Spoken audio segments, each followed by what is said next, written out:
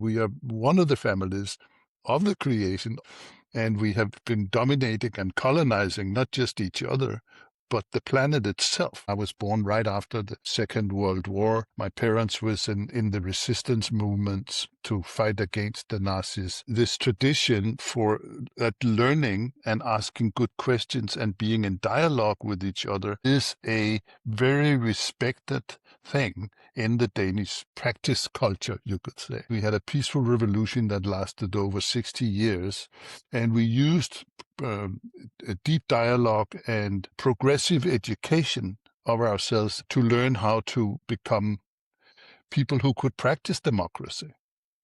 The reason that the whole emergence of these hosting, facilitation, collaborative practices are coming forth at this time is very relevant to what's going on now. Coming together and having conversations around what matters is actually a peace practice, where we could begin to understand our common culture and not all the things that separate us. Learning how to live life in a good and honorable and kind way is a lot more fun than being angry about everything. It's not like I deny the dark side, but I focus on the light, on the heart, and it gives me strength, as it gives you strength. What is the yoga of life? Hosting yourself to be conscious and allow yourself the humility to also listen to the wisdom wherever you can find it, and coming together to practice together for the celebration of the beauty of life.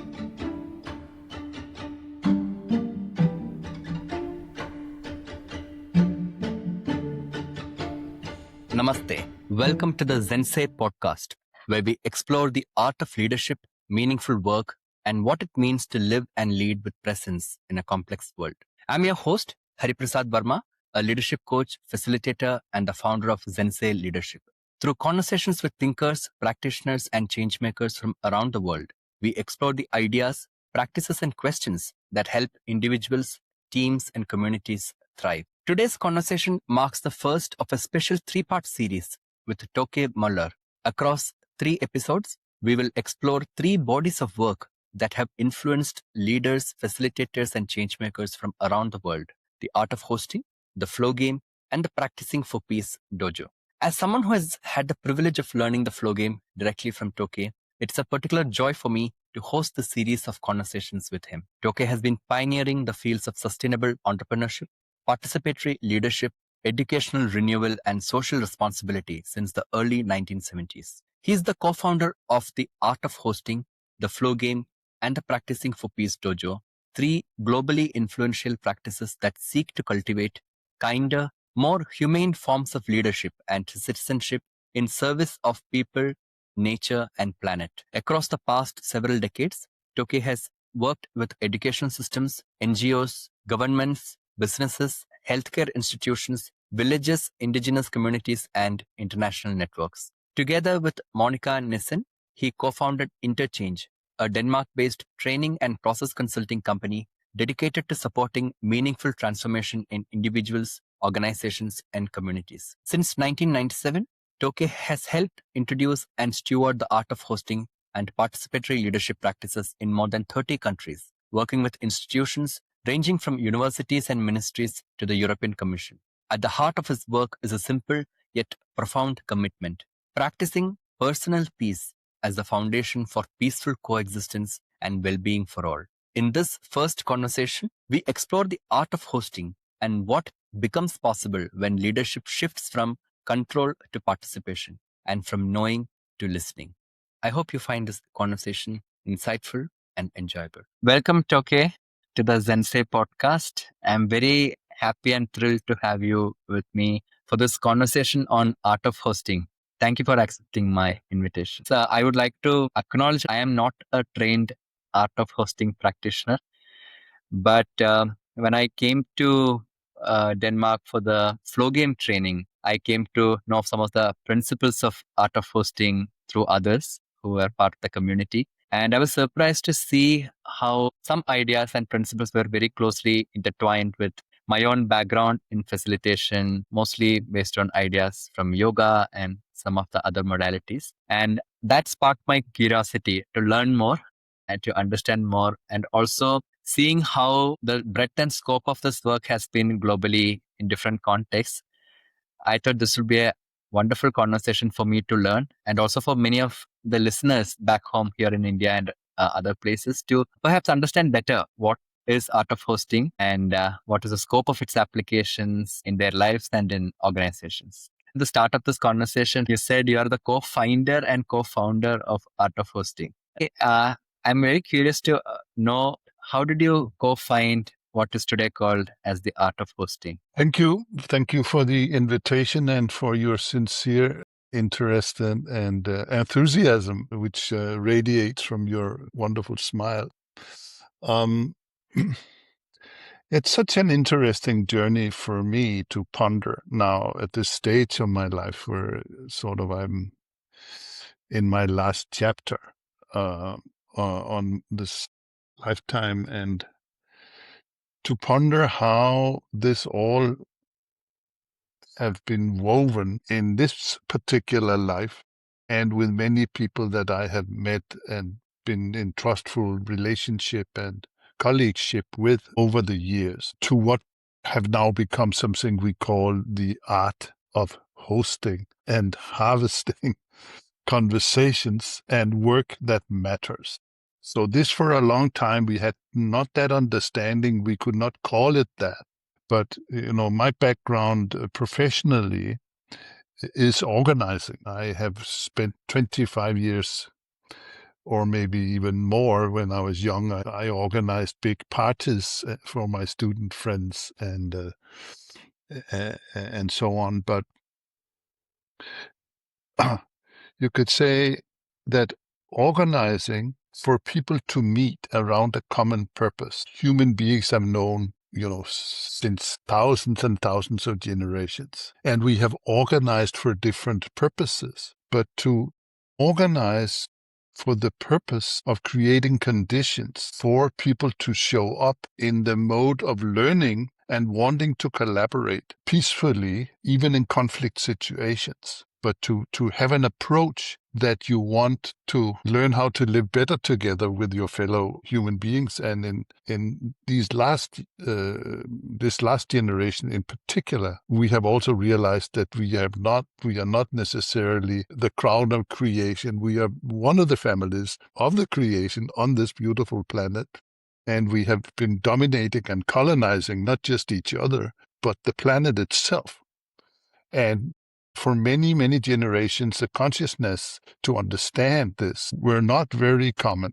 Of course, in little pockets where wisdom were practiced and gathered, but as a general perspective of human beings, to understand that coming together and having conversations around what matters is actually a peace practice. It can become something where we could begin to understand our common culture and not all the things that separate us, which are different. And I think this is a worldview. And then, as your background is in yoga, and I know from, my insights into many cultures, that this is an underlying wisdom that is also alongside with the ignorance and the unconsciousness, that fighting and disagreeing and colonizing each other as a way of life, there is another alternative which alongside has lived. And I have chosen very early on in my life, due to many things, both personal but also in my family and in Denmark, where we were colonized by the Nazis for 5 years. And I was born right after the Second World War. My parents was in the resistance movements to fight against the Nazis. And so to practice for collaboration and peaceful coexistence has been part of my upbringing. And we have in our Danish culture this tradition for that learning and asking good questions and being in dialogue with each other is a very respected thing in the Danish practice culture, you could say. We have the folk high schools as an example of this, which was a way of educating ourselves after the tyranny of the sovereign rule of the sovereign kings. We were a kingdom for many, many years, and the king was the sovereign ruler, and then all the noblemen. And this has happened in all cultures, but this was broken by peaceful means. We had a peaceful revolution that lasted over 60 years,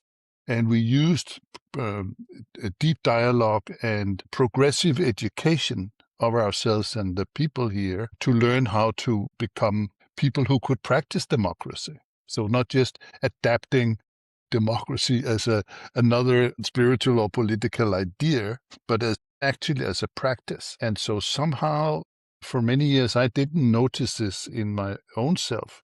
I was just organizing these things, but I always had a tendency to want to organize in a way where people would rise up and meet themselves and each other in a good way. And so then I began to meet these different methodologies of conversation, you could say social architectures or methodologies for people to meet consciously and with a purpose and a focus.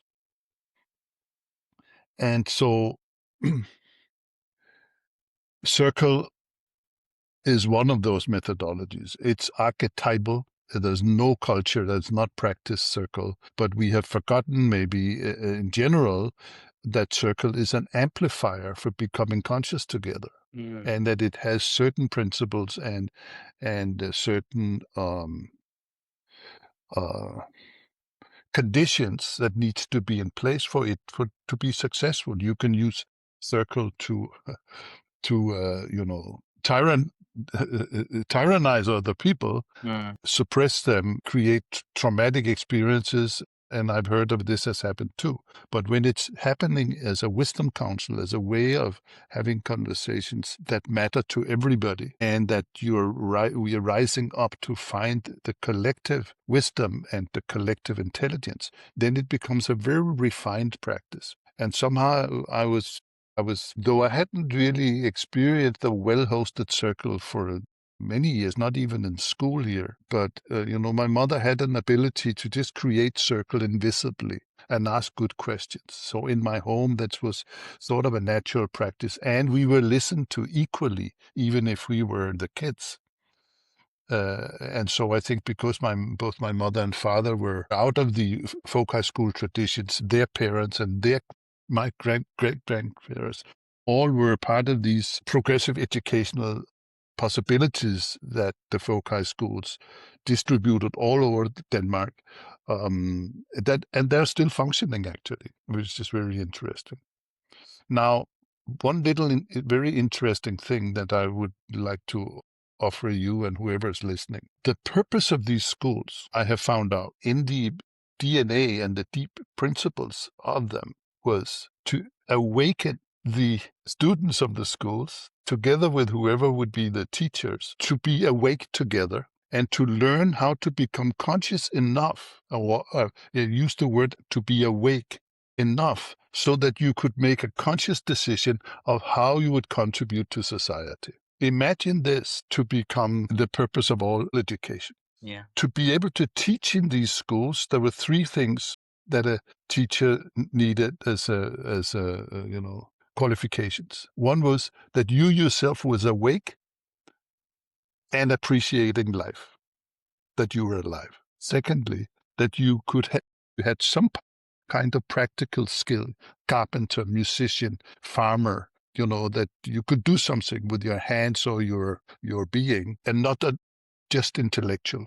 And the third principle was that you meet people where they are. So be humble about your own abilities and be able to listen and meet people in eye to eye. So if you think of this in your own practice, and certainly for me, I can see that these things has sort of been part of my life early on.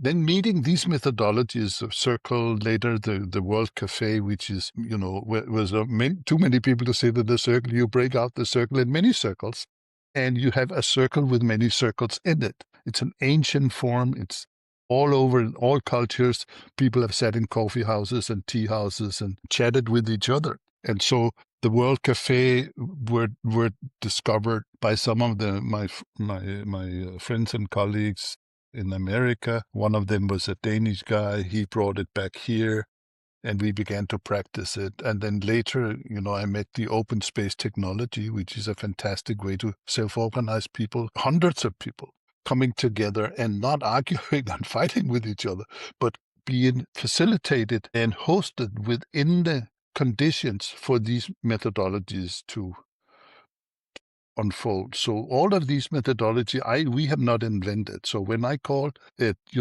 co-finder, and you could say co-founder, was that we then practiced, me, my wife and partner Monica, and some of my Danish colleagues here. We began to practice these methodologies for real purposes, and we were respected conference organizers. So we were given possibilities to work with real stuff. But it took, maybe 5, 6, 7 years of practicing, learning from those people who had found revived the circle for this time.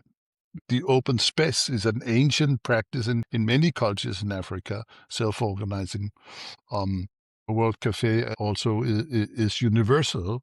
And then we began to ask ourselves, what have we really been practicing? And then out of my mouth, when somebody asked me, it was an interesting moment, because this guy, he was a school teacher and a consultant for other school teachers. And he said, can you come and do a World Café for us? We have many things we need to discuss within our school system to come to its next level in service of the children and the students. And this World Café is a fantastic way of doing it. He had tried it a few times. And then he began to invite us and invite us and invite us. And I said, I will die if I accept all of these, because it's like text preparation. You need to be present. It's not something you do with your left hand. It's full on. And then I said, but couldn't I train you and some of the other people so you could do it yourself? And in that way, build capacity to build more capacity. So from very early on, and this is like 1997, 97, 98. And he said, yeah, but I would like them also to be trained in the way you do it, not just the methodology, but the way you do it. And then it came out of my mouth at one point, the art of hosting it. And so that clarity was born. And you could say that, I think we could say humbly that we have certainly not invented the methodologies, though maybe the flow game, we co-developed 8 of us, which is a sort of a compilation of many of the methodologies made in a very simple form of a game. But what we have discovered, found, and cared for is the consciousness and practice of hosting whatever methodology. Who am I when I'm hosting? What's my fine-tuning to life? How do I hold a purpose for more than just myself? How may I encompass the needs of all the beings on planet Earth to be enhanced by whatever service or work we do? It is a challenge that every human being and every group of human beings in every country is standing in front. Some of us have accepted it with joy and are trying to find out how to work and live and be together like that. And other people somehow have not discovered that. They haven't woken to that possibility. And so they choose to fight and use, this continuation of wars and conflict, and see no other way. And so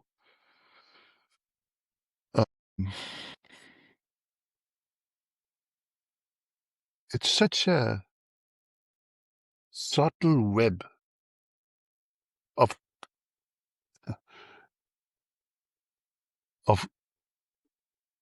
being awake, of having methodology, of having the art of understanding the conditions for learning to arise in a group, and for also the clarity and the willingness to harvest something wise and useful and put it into action afterwards, which is what we called harvesting, collective meaning making, and then acting wisely upon the clarity gained in the conversation. And that whole journey, you begin to realize you're not just talking one meeting, and then you can do Café, or you can do appreciative inquiry, or you could do circle. But can you build and design a learning journey, a learning and work journey, combining many of these practices, coming from an inner clarity and willingness to be of service to life and not to just keep competing and destroying, as we can see the human species is. It's the most violent family on the earth. And so all of this combined began to become clear for us in the end of the 90s and beginning of the 20s. And then people began to ask us, could you train us in this? We were never having, it was not like we wanted to create a fantastic consultancy company to become the best facilitating training company in the world. We could have done so probably, but we chose consciously differently to stay with humility in this in, in this beautiful and exciting capability that we have as human beings. We can learn, we can become conscious. And so it's the combination of all of this that and then, of course, as you were mentioning, that it's not just up here. This one needs good clarity so that you can act clearly with your body and your words, however. But if it doesn't come from the heart, from our essence, from our connection to life itself, which is where I think it combines with the essence of yoga, meaning, return to the source or be with the source, then it doesn't, it's not spiritual, it's not political, it's just human beings wanting to be, to learn, to, what's the next level of, I don't know if you are aware, but democracy means demos krasi. Demos means people in Greek. Krasi means purpose. So people gathering around a higher collective purpose for the common good.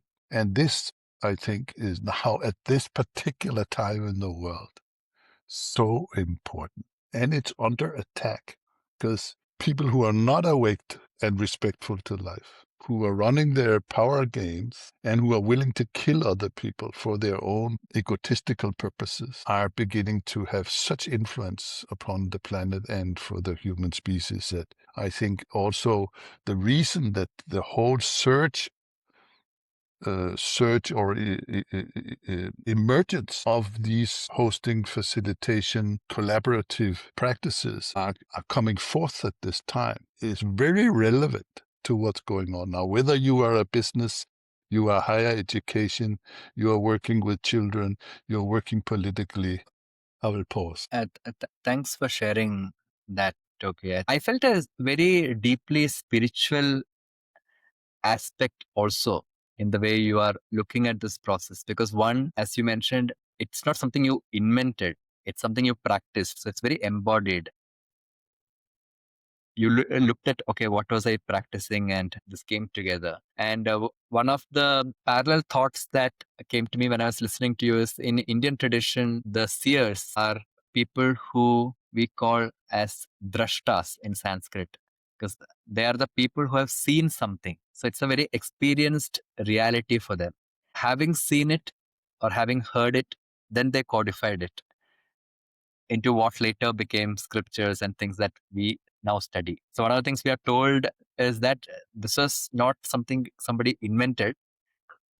At a certain level of consciousness, they could see it or they could hear it in the nature. Then, for the purpose of passing it on, they made it into something tangible to be read and practiced for the rest of us. So I got a certain sense of that kind of awareness of having practiced organizing people for a higher purpose, greater purpose. Some of these things evolved in that practice. Even the circle practice that you're speaking about, there are some similar practices of just sitting as a village together in a circle and dialoguing in various ways in Indian tradition. Perhaps that's the reason why when I first heard about some of these practices, it felt so familiar.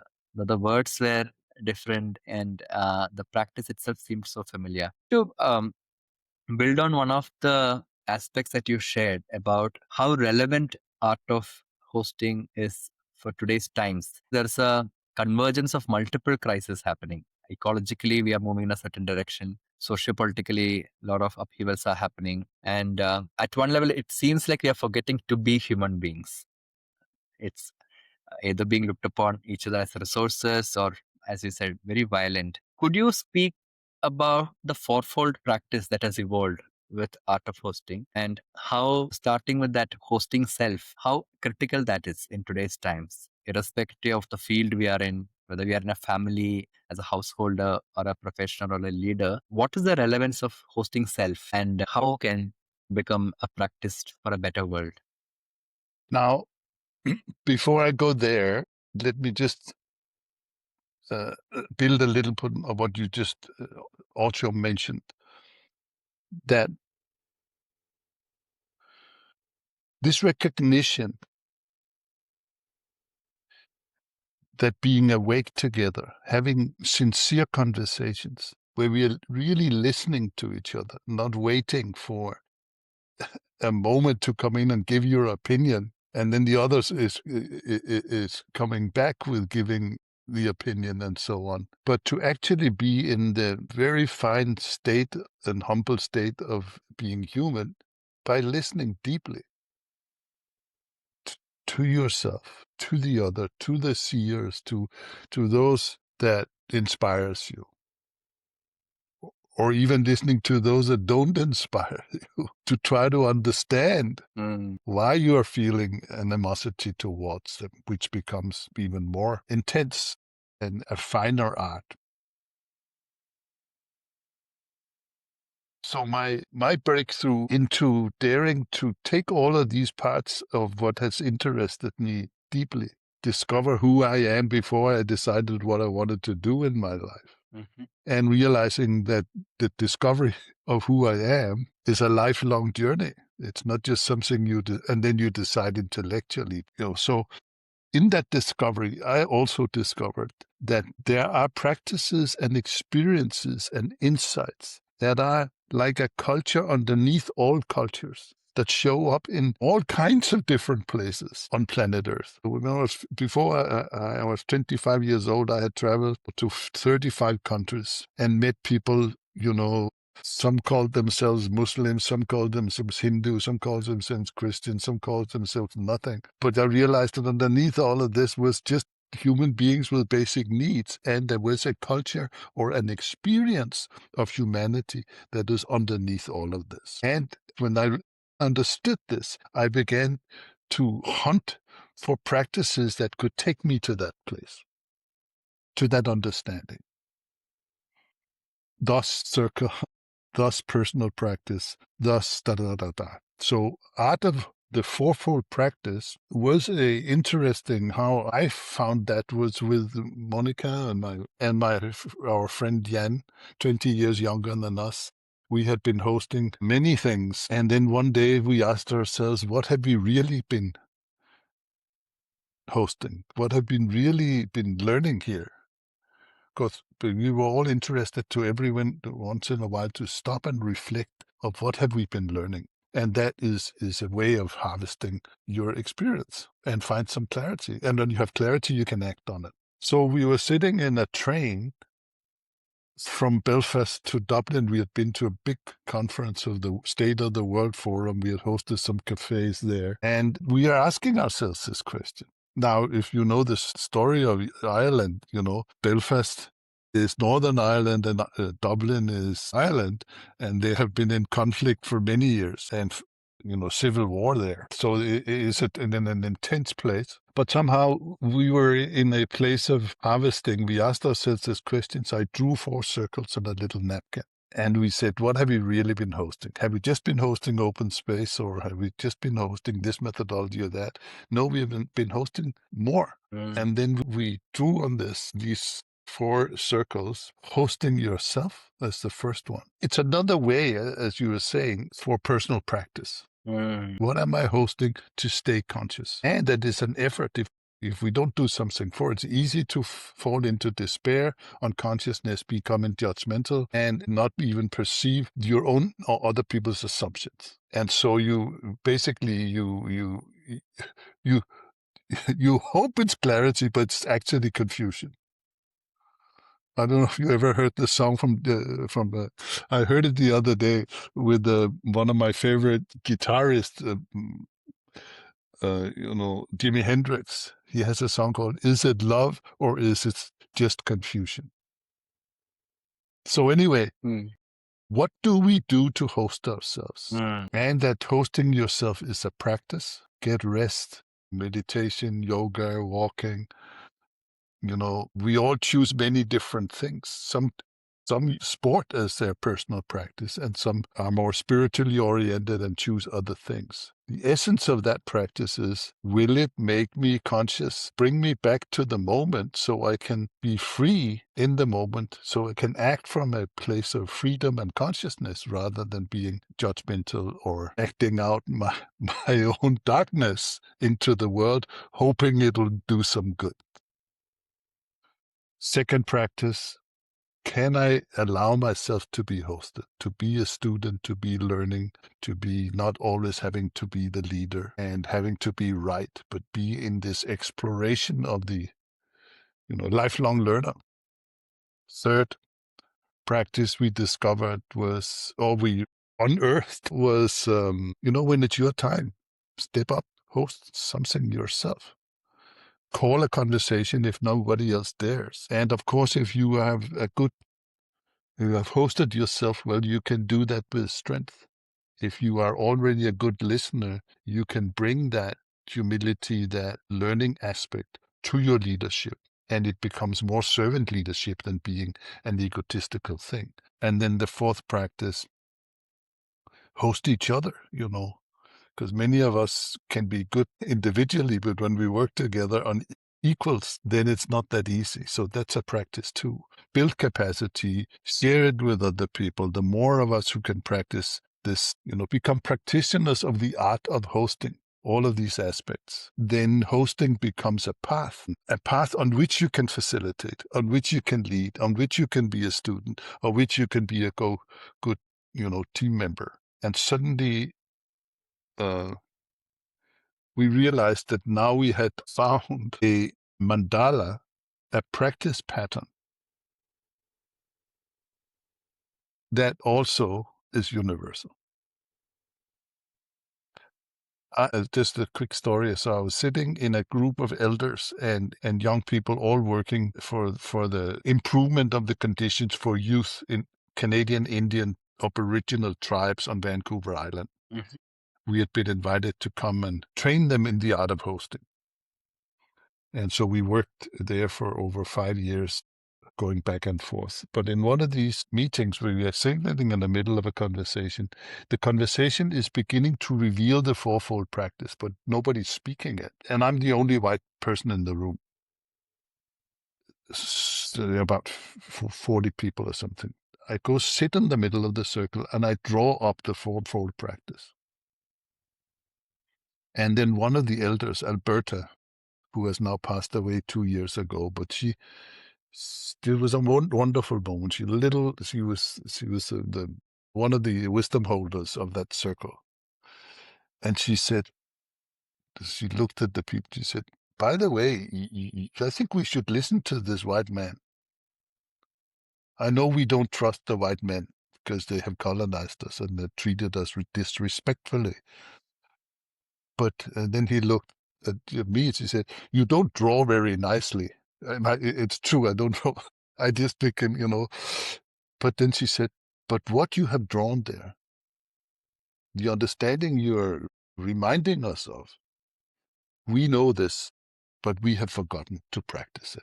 We practice it in our rituals, but we don't practice it where it counts. But this mandala, hosting yourself, allow yourself to be hosted, step up to host, and host each other when you work together, is a way, it's the ancient way of being individually and collectively conscious when you work on behalf of the community or the village. And then she smiled, said, go on.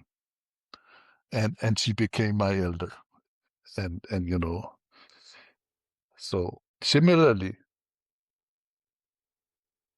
as long as we will keep digging and practicing that which would take us to our common humanity, it doesn't really matter whether we are in India, South Africa, all over fucking Europe, whether we have been colonizers or not.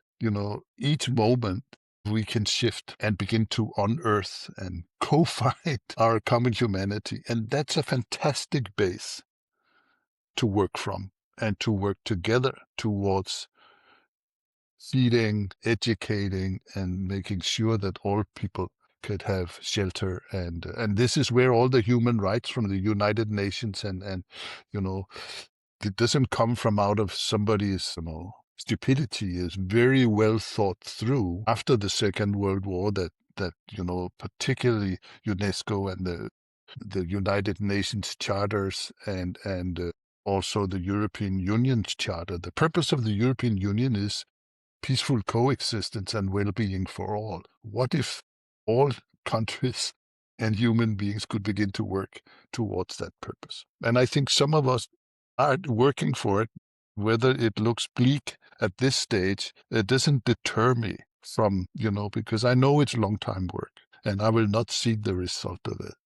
But I think hosting has a lot to do with it. And we have had people from corporate sector, from universities, from healthcare, from, European government and villages, all kinds of places in the world. We have been invited to bring this practice. And people have said to us, thank you, because you are bringing, maybe this is for us all to learn how to bring hosting back.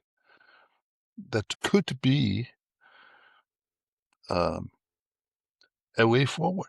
Not the only way, but to create the conditions in which we can come from a place in ourselves and meet that place in each other and water that place in each other.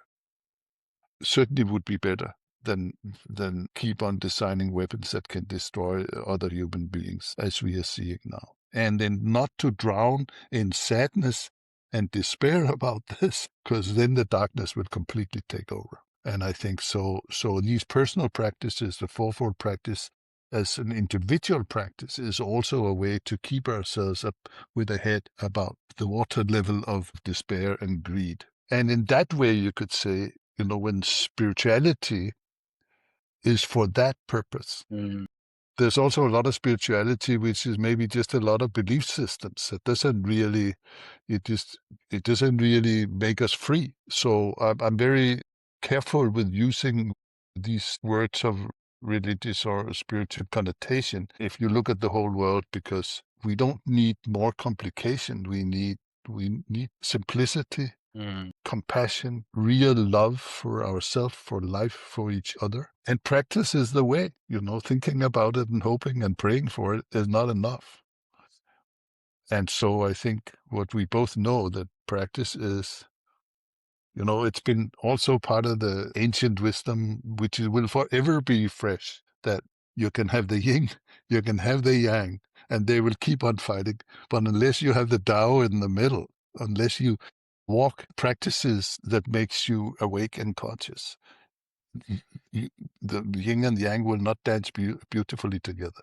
But when we begin to practice, I've heard people say after the first well-hosted circle they were in, or a first well-hosted open space, say, man, I have talked and read books about paradigm shift and making the world better.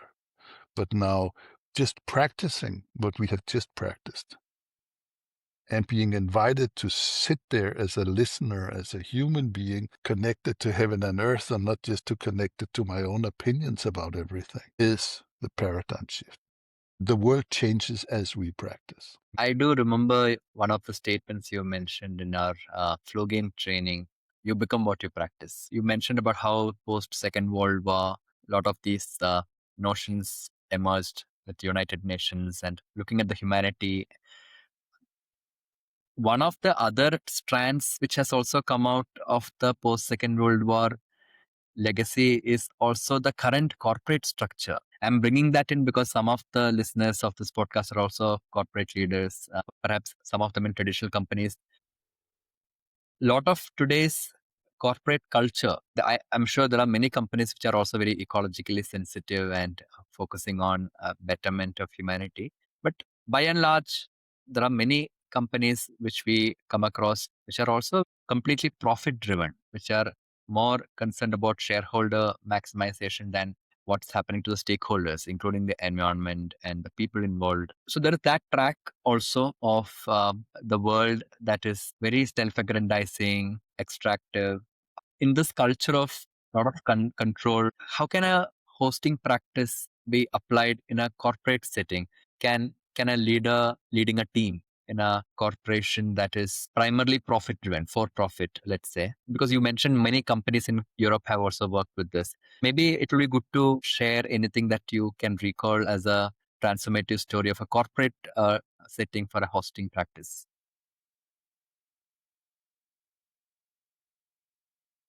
You know, there's many things in what you're just inviting here, and we don't have that much time, but let's spend a few moments on it. Now, first of all, the corporate structures, if you look back at it, certainly they were enhanced strongly but during the Second World War, but they have been going on it's part of the patriarchal, hierarchical, colonizing paradigm that the human species had gotten lost in again and again and again. And it's still happening. So that's just how it is. And I don't have any... I try not to have too much of an opinion about it. I just want to see how things are.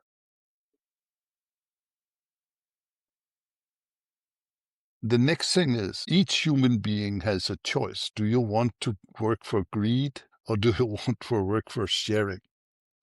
Now, many people are lost. They think that if they have riches, they will be more happy.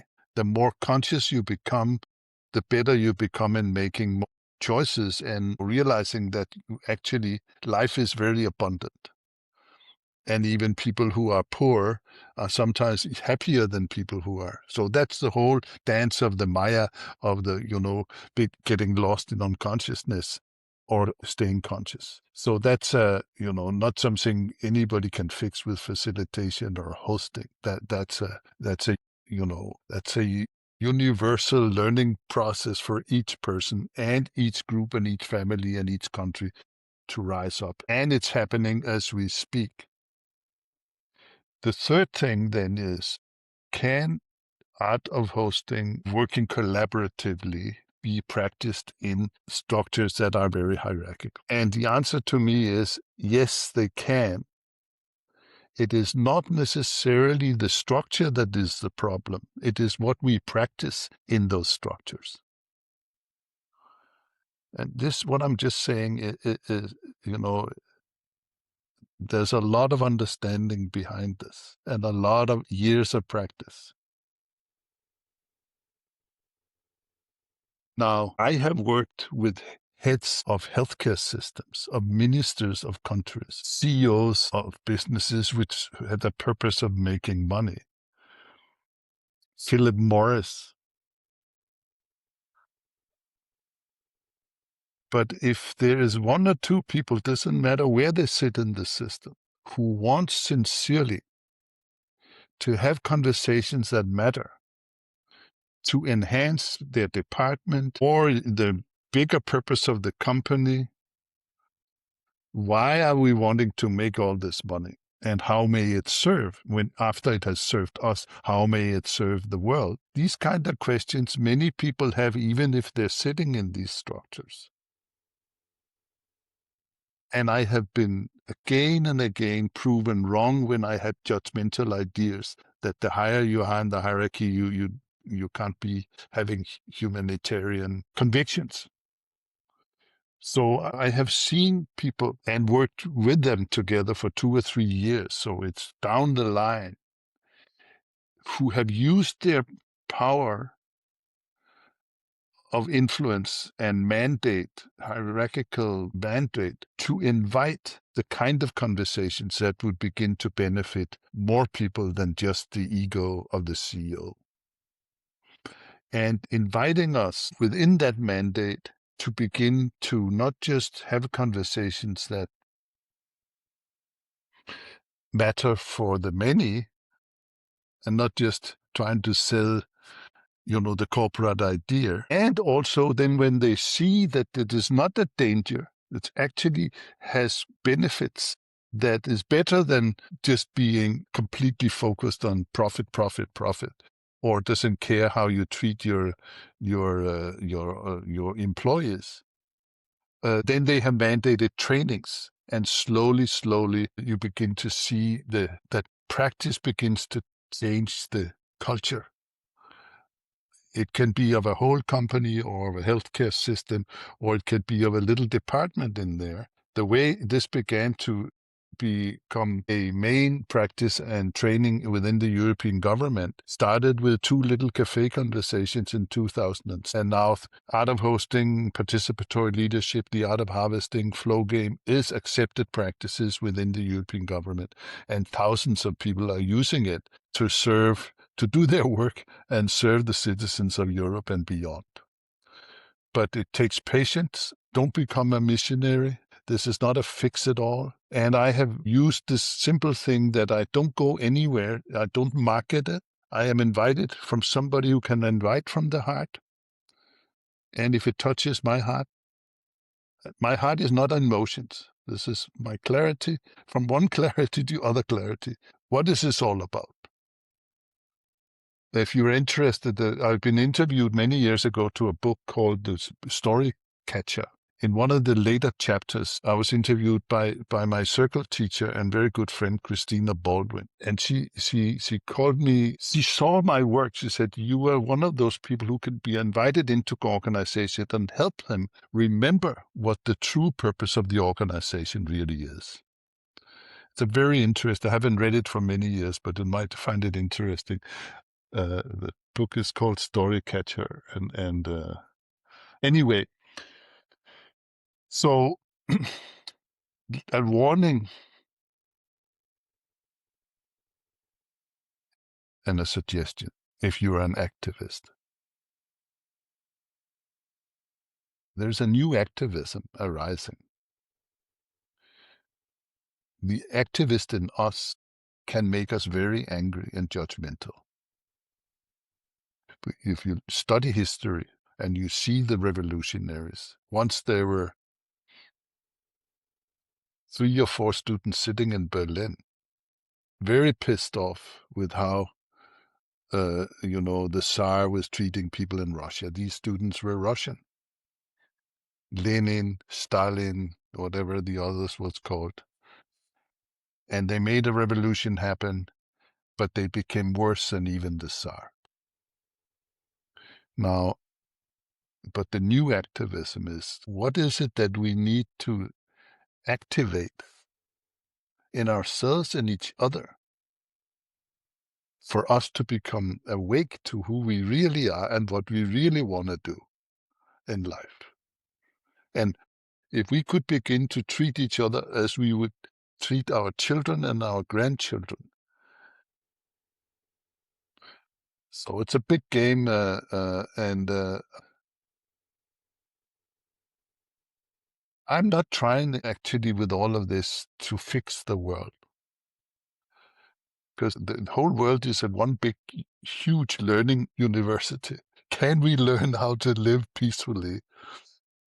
Do we dare find our own peace and take responsibility for that? And then move and work from that point and give up this impossible job that nobody has actually been able to do since the last 300,000 years or however long the human species to make the whole world peaceful. As long as we want to make the whole world peaceful, but not ourselves, we will not succeed. And so, to me, the art of hosting is a peace practice. It's a consciousness practice that can actually activate this beautiful power of conversation as a means to find clarity and to act more wisely. I hope one day that this would be taught. I mean, I've taught 3 Danish school girls in 5th grade the principle and practice of open space, and half an hour later they went in and held an open space for their class and their teachers. So it's not rocket science, but maybe to end on that note, consider hosting. Kindness, the willingness to, everybody likes to invite somebody, or not, most people, let's say, to invite people into something, a dinner, a coffee, a little conversation, a walk, to share our insights or joy of life with each other. This quality of hosting is built in, it's part of our nature. It can be leveraged by practicing it and inviting in each other. You could say, if I have a sincere invitation from a CEO, you ask for example. So this is the CEO of Philip Morris, one of the biggest corporates in the world. He invited me to design and host a cafe conversation for 3 hours with 175 corporate lawyers hired by Philip Morris to fight off all the criticism that came towards their corporate behavior in the world. And I had been recommended to him. And I said, what is it that you would like to have the conversation about? Because I won't say yes until I know what. Does it matter? Does it matter to me? Yeah. Does it matter to those people? Does it matter to you as a CEO? Will it matter for the world? And he said, I want us to have a conversation about how we are practicing those values and principles that we tell the world that we are practicing. I said, you dare invite that conversation? I will come.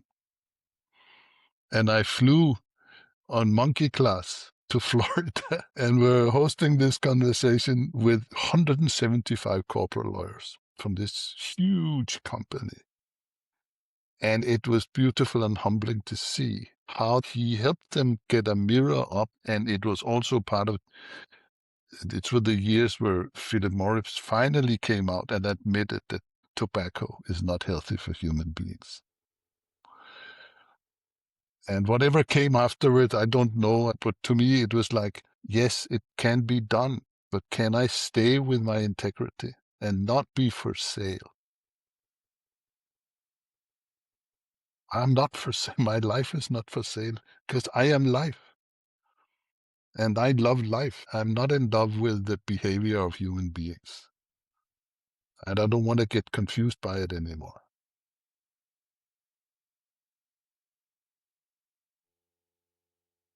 And, you were saying,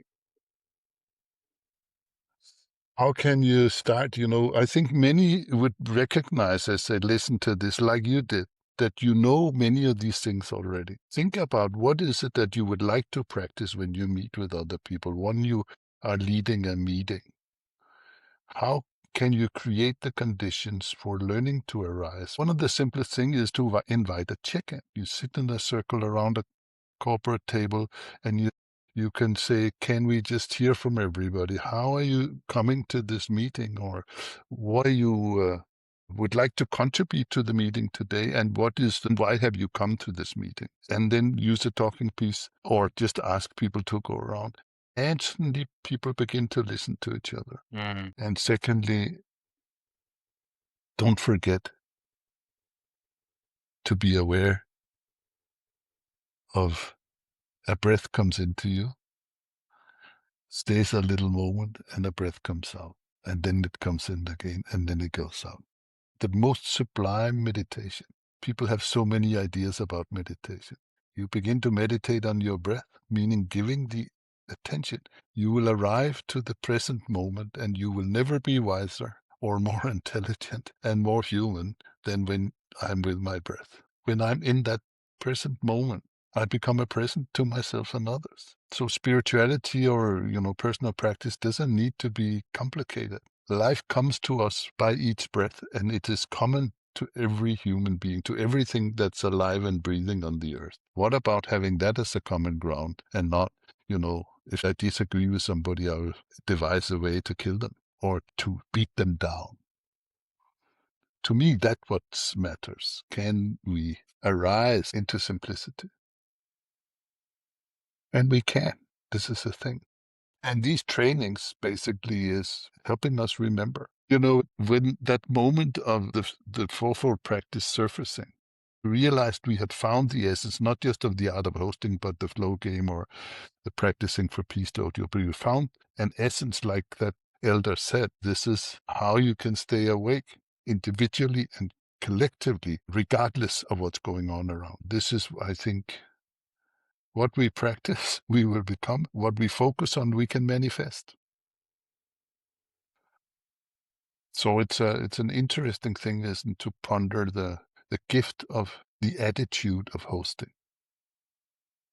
I found when I met you first time and later for the flow game, the sense of optimism that you hold so refreshing. One of the questions I wanted to ask was, how do you stay with the grief about the things that are happening? You beautifully answered that by anchoring in life and choosing that inner space consciously. That really touches and gives me a lot of hope when I look at the world and what is in front of us, and also a lot of inspiration to take that breath and take a different stance than to be reacting to the violence from an agitated activist space. Just building on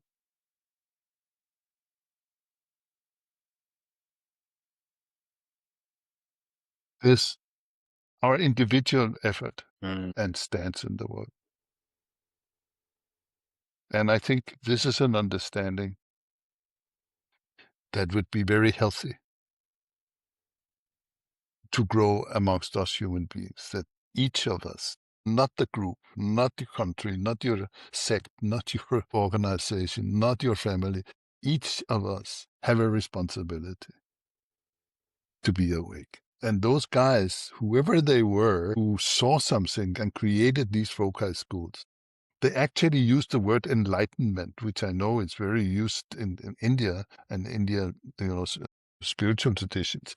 But they know that the purpose of education was to be awake and learning for life, not for degrees.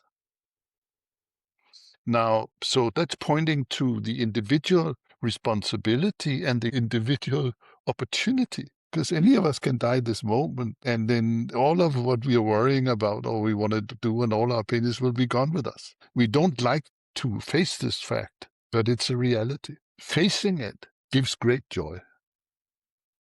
And one of the sources of joy is that I've worked with as a practice to face that fact since I was quite young. Also working with, samurai swords, practicing very intense martial arts. So facing the reality that I'm born, I have a life, and I will die. And I don't know when. But the other thing, Ari, is all these networks, we have met and we connect and we have goodwill with each other. These networks may be even more essential purpose than just practicing together. Practicing together makes each of us and us collectively conscious, helps us stay conscious, stay joyful in the midst, not shying away from grief or the realities of the evil in the world. But if we despair, then we can be controlled. Yeah. A free human being, a loving heart, can never be controlled. Trump or not, Putin or not, Caesar or not, or whoever the rulers, the colonizers of this and the colonizers of that. So I think there's a web of millions of us who just want to be living decent lives upon the planet. And let's not get fooled by all the people or the few people that make a lot of noise. And right now, we may enter a third world war. But look, we survived the first, we survived the second. There has been wars in India, there's been wars, There was no king in Denmark who did not instigate a war for 300 years in the Middle Ages. This is like little boys showing their egotistical powers. And it's still going on. Yeah. But there's also a maturity, I feel, that we're beginning to understand that wisdom and learning how to live life in a good and honorable and kind way is a lot more fun than being angry about everything. And it is that joy of life that you see in me that I practice that. I'm not trying to make it. I'm not afraid to face what's going on. And I have worked in some of those places and seen a lot of terrible things and been tortured myself and put in jail and so forth under the dictator of Franco when I was young for something I hadn't even done. So it's not like I deny this dark side, but I don't want to focus on the dark side. I focus on the light, on the heart, and it gives me strength as it gives you strength. Say, what is the yoga of life? Hosting yourself to be conscious and allow yourself the humility to also listen to the wisdom wherever you can find it. And coming together to practice together for a celebration of the beauty of life. And during the Second World War, where the whole world, 125 million people were killed in those two wars. It's unfathomable, but it has happened. And while this was going on, people still lived their lives and raised their kids. My grandparents and parents never taught me to hate the Germans. They could have, but somehow they chose differently, and I'm grateful for it. Hate is no good.